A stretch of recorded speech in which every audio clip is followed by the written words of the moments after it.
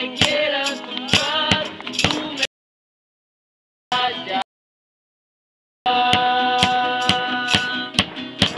Aunque por fuego tenga que pasar, aunque la muerte tenga que enfrentar, tú me levantarás, Jehová.